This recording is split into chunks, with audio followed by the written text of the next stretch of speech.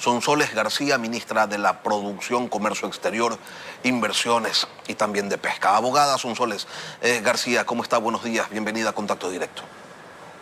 Buenos días, Lenin. Buenos días a toda la ciudadanía por estar conectados en esta mañana.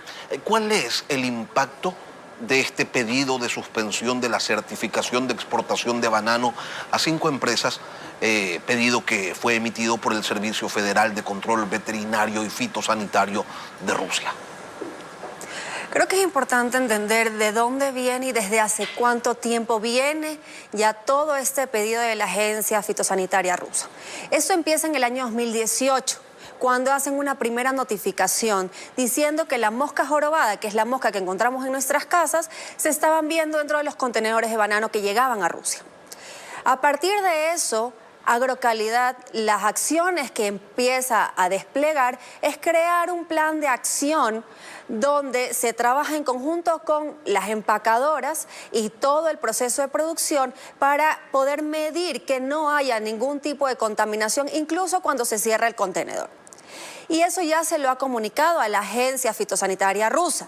A pesar de ello, tenemos que entender que la mosca jorobada tiene un promedio de vida entre 18 a 24 días. El banano va congelado y a 13 grados y durante 40 días se encuentra en mar hasta que llega a su destino. Tenemos que entender que la mosca jorobada busca material orgánico y el banano va verde en los contenedores y se madura en destino. Por lo tanto, no hay ningún sustento técnico para entender que en efecto las plantaciones y las exportaciones ecuatorianas contemplan esta plaga. Adicionalmente, la Agencia Fitosanitaria Rusa nos hace el clamor de que esta mosca jorobada lleva cólera. Y nosotros, Ecuador, desde el año 2014 no es portador de cólera.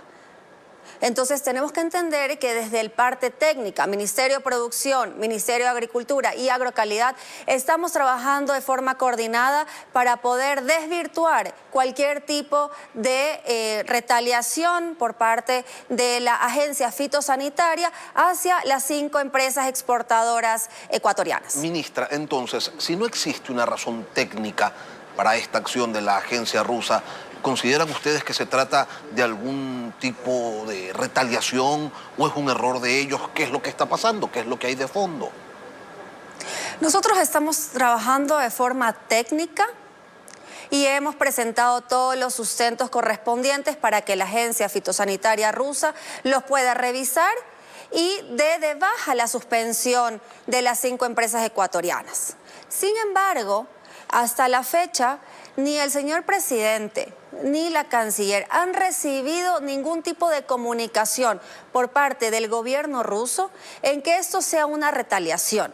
Por lo tanto, desde el gobierno central se quiere tratar esto desde el ámbito técnico y nosotros tenemos la convicción de que vamos a poder desvirtuar cualquier tipo de argumentación en contra de nuestras exportaciones de banano a Rusia. Sin embargo, y más allá de que no se haya recibido ningún tipo de comunicado oficial por parte del gobierno ruso, ustedes sí están en capacidad de descartar que se trate de un asunto fitosanitario. De eso no se trata. Quizás si algo motiva esa razón, puede ser pues algún otro aspecto de carácter geopolítico, pero técnico fitosanitario no es, ministra. ¿Usted nos puede confirmar aquello?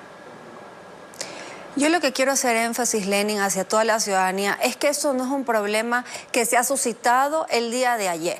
Esto viene desde el año 2018. En el año 2023 nosotros recibimos 40 notificaciones por parte de la Agencia Fitosanitaria Rusa respecto a la mosca jorobada, de los 12.500 embarques que se enviaron, es decir, es el 0,03%.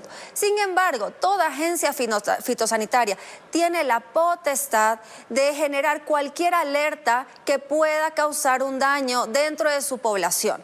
Por lo tanto, nosotros lo que estamos haciendo desde Producción, Agrocalidad y Ministerio de Agricultura es poder actuar articuladamente para demostrar que no existe ningún tipo de contaminación o afectación a la ciudadanía de la población rusa. Ministra, en los hechos, la fruta de esas 5 compañías ya no se está exportándose a Rusia.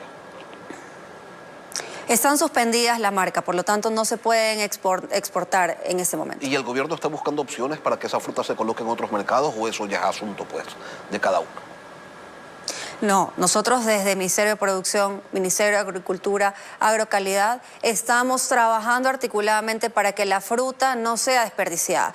Nosotros sabemos que hay 25.000 empleos ligados directamente y más de 3.000 pequeños productores a estos envíos a Rusia. Por lo tanto, es deber del Estado poder articular y poder ayudar que esa fruta no se desperdicie y que pueda llegar a nuevos mercados. El tema de la restricción en materia de claveles, ministra, ¿es oficial ya o aún no se ha emitido el comunicado por parte de esta agencia rusa? La agencia todavía no ha notificado a Agrocalidad sobre el tema de los TRIPS dentro de los claveles.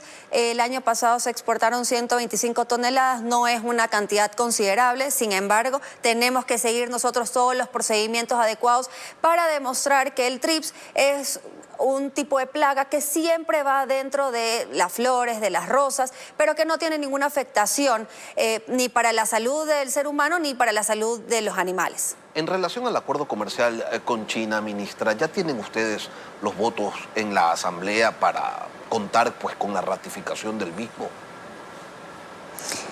Nosotros hemos hecho desde el Ministerio de Producción y en coordinación con el Ministerio de Agricultura y el Ministerio de Gobierno acciones de tratar de enviar el mensaje técnico a los asambleístas. Nosotros nos hemos reunido con diferentes bancadas y consideramos que es muy importante que la ciudadanía también conozca cuáles son los beneficios del acuerdo comercial con China para el país ecuatoriano. Primero que nada, quiero hacer énfasis de que tenemos más de 820 productos excluidos dentro del acuerdo. ¿Eso qué quiere decir? Que van a seguir siempre, van a mantener el arancel que corresponde dentro de nuestro arancel nacional y no van a tener preferencias arancelarias. Eso por primer lado. Segundo lado, tenemos desgravaciones para productos que son sensibles hasta de 20 años, lo cual hace que nosotros protejamos a nuestra industria local. El 74% de la industria local ecuatoriana se encuentra protegida. Dentro de las desgravaciones y exclusiones tenemos textiles, confecciones, calzado, papa, arroz, leche líquida, entre otros productos. Entonces, nosotros desde el Ministerio de Producción, y yo sí quiero recalcar el gran trabajo técnico que se ha hecho desde el Viceministerio de Comercio Exterior, un equipo muy preparado, más del 65% son mujeres y se mantienen hasta el día de hoy. Son un equipo técnico que lo que han buscado es una línea de política de Estado, más no política de gobierno. Este nuevo acuerdo comercial puede sumarle 11.000 nuevas plazas de empleo al Estado ecuatoriano. Adicionalmente, podemos incrementar hasta en $3.000 millones nuestras exportaciones, ministra, donde tenemos productos como banano y camarón que ingresarían con arancel cero. ¿Y cuál es la lectura, cuál es el tratamiento que le ha dado el gobierno a ese informe que elaboró CEPAL y que plantea escenarios en los que habría un impacto negativo en la generación de empleo? ¿Ustedes saben en qué momento se desarrolló ese informe y con qué insumos se lo construyó? El informe de la CEPAL no dice que Ecuador va a tener un impacto negativo. Dice que en efecto durante los primeros 20 años va a tener más de $460 millones de afectación en importaciones. Pero tenemos que ver cuánto es lo que Ecuador va a exportar. Y ahí vemos que son casi $3.000 millones. Entonces, si hacemos un match en la balanza comercial entre lo que exportamos y lo que importamos, Ecuador no es el perdedor. Ecuador es el ganador de este acuerdo comercial. Hay voces, ministra, también que señalan que Ecuador, de llegar a firmarse este acuerdo, se convertiría en una suerte de basurero tóxico de China. Sobre eso me gustaría presentarles esta lámina. Esa es una pirámide de Kelsen que se encuentra establecida en el 425 de la Constitución. donde nosotros podemos ver que los acuerdos y convenios internacionales, como el caso de Basilea, sobre el control de plagas y de prohibición de desechos peligrosos, está por encima de la Constitución. Tenemos también la Constitución que habla sobre los derechos y los residuos en su artículo 15. Tenemos también el Código Orgánico Ambiental. Tenemos el reglamento del Código Orgánico Ambiental, la Ley Orgánica para la racionalización y reutilización y reducción de plásticos en un solo uso y la Ley Orgánica de Economía Circular Inclusiva. Y a eso le agregamos la Resolución 15-2022 del COMEX que prohíbe la importación de desechos, desperdicios y recortes de plásticos. Es decir, es una falacia, es un mito considerar que Ecuador se va a convertir en un basurero de desechos plásticos de China. Y yo le preguntaba, hace 2 preguntas, si ya tienen los votos en la Asamblea para ratificar el acuerdo. Y de los diálogos que han sostenido, ¿será que hoy día sí sale? Perdón, mañana. Nosotros hemos hecho todo el trabajo técnico, Lenin, y nosotros hacemos un llamado a las fuerzas democráticas para que apoyen un acuerdo comercial. Sería la primera vez en la historia de Ecuador que no se podría ratificar un acuerdo comercial, lo cual tiene 2 implicaciones. Primero, China es poco probable que se sienta a negociar otro acuerdo comercial con nosotros. Y segundo, ¿cuál es el mensaje que nosotros estamos enviando a la comunidad internacional? Que no respetamos políticas de Estado, que no respetamos compromisos adquiridos. Tenemos que entender que este acuerdo es un acuerdo de acceso a mercados, no es un acuerdo comercial integral como lo tenemos con la Unión Europea, por ejemplo. Esto tiene un capítulo de acceso a mercados, pero no tiene muchos otros capítulos como son inversiones, servicios, propiedad intelectual, entre otros. Entonces, nosotros hacemos un llamado a las fuerzas democráticas para que se entienda que la política de Estado es la que tiene que prevalecer sobre las ideologías y las posiciones políticas. ¿Este gobierno, usted, ministra, está trabajando en cerrar algún otro acuerdo comercial con otro país? ¿Qué pasó con Corea del Sur? ¿Cómo va lo de Canadá? En ese momento Corea del Sur nos ha hecho la notificación de que para el segundo semestre del 2024 tendrá lista la revisión y la traducción de todo el acuerdo, así que vamos a poder solicitar a la Corte Constitucional y posteriormente a la Asamblea Nacional la ratificación del acuerdo con Corea. En este momento estamos esperando que el acuerdo con Canadá pase por el Congreso la aprobación y nosotros empezaríamos las negociaciones con Canadá a finales de marzo del 2024. En otro tema, ministra, en estos momentos, ¿tiene el gobierno una valoración? ¿Han cuantificado ustedes de cuánto son pues, las pérdidas del sector productivo por los efectos del estado de excepción y del toque de queda? Es muy complicado poder determinarlo en este momento, Lenin, porque el toque de queda sigue.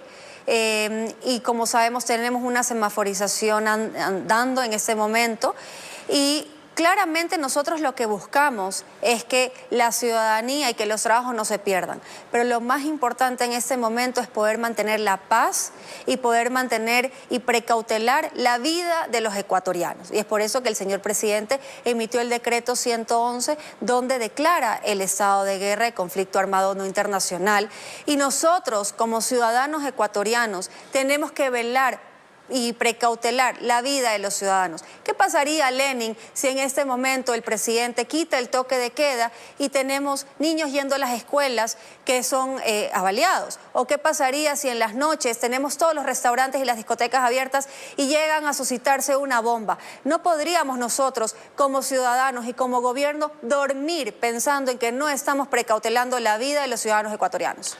Sí, pero también están conscientes de que si las industrias no trabajan y si los comercios operan a medio gas y si no existe una normalización de las actividades comerciales, pues la economía que ya estaba afectada va a seguir siendo golpeada por esta inacción y eso tendrá sus consecuencias, por ejemplo, en la generación de empleo. Eso lo tienen claro, ministra, también, ¿o no?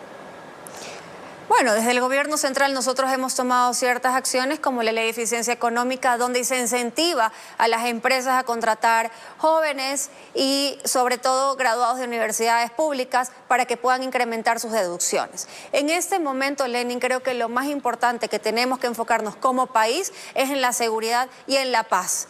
En este momento, todos los ecuatorianos estamos haciendo un gran esfuerzo para poder cumplir con los estados de excepción, cumplir con las medidas de semaforización. Y creo que la ciudadanía ha respaldado las acciones del señor presidente y eso lo podemos ver pues en todas las gestiones que se están haciendo. Nosotros estamos trabajando coordinadamente con el Ministerio de Turismo para que la semaforización se pueda ir revisando periódicamente y así viendo cuáles cantones pueden ser abiertos o cambiar su color de semaforización con el objetivo de que podamos seguir incentivando al sector industrial y al sector comercial ecuatoriano. La semaforización, sin duda, es un paso hacia adelante para ir recuperando las actividades comerciales, las actividades en general en el país, ministra. ¿Pero qué otras acciones tienen previsto ustedes como gobierno adoptar para que esta lucha contra las mafias narcoterroristas que todos apoyan no traiga pues consigo también como efecto el cierre definitivo de algunos negocios o de muchos y que con ello se agudice a su vez la crisis de desempleo? Por un lado, se plantean y se logra la aprobación de leyes que incentivan la generación de empleo, pero por otro lado se dice: en industrias tú no puedes trabajar en estos horarios, comercios trabajen solamente ciertas horas y el resto no. Y sí, la seguridad es importante, pero trabajar y comer también lo es, ministra. Sí, claro que sí, pero esto es una medida temporal, Lenin, no es una medida definitiva. Y creo que ese es el mensaje que nosotros desde el gobierno central le hemos transmitido a la ciudadanía. Agradecerles por la confianza, agradecerles por el apoyo que se ha tenido a las decisiones del señor presidente y en contribución de eso, el Estado está protegiendo la vida de los ciudadanos ecuatorianos, mantiene a las fuerzas del orden en las calles y buscamos no solamente que existan medidas para la industria local y los comercios locales, sino que estamos preparando una agenda de inversiones. Recordemos que la inversión extranjera directa en los últimos años ha venido decayendo. En el año 2023 no alcanzamos los 500 millones de dólares. Tenemos actualmente herramientas como las zonas francas que nos permiten a nosotros atraer inversión extranjera directa de forma concreta y ya tenemos muchísimas intenciones de inversión. Yo estuve la semana pasada visitando una primera zona franca que será inaugurada en mayo del presente año, donde ya hay intención de empresas extranjeras de posicionarse y crear cientos de empleos para los ecuatorianos. Entonces no tenemos que ver solamente lo que está pasando de forma inmediata, sino todas las acciones que estamos nosotros gestionando desde el gobierno central a mediano y corto plazo. ¿Dónde, ministra, qué empresa, a qué se dedica?